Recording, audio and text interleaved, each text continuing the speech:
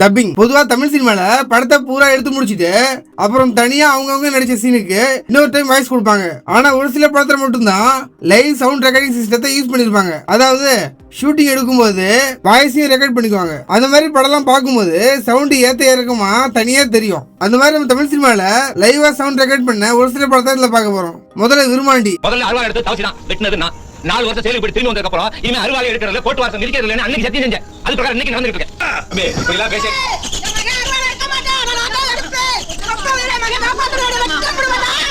எதை வேணா விப்பாரு என்னையவா சொல்ற?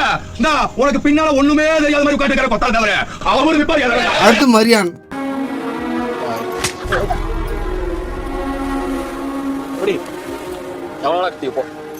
ஈஸி டப்பிங் போக வேண்டாம். சரியா?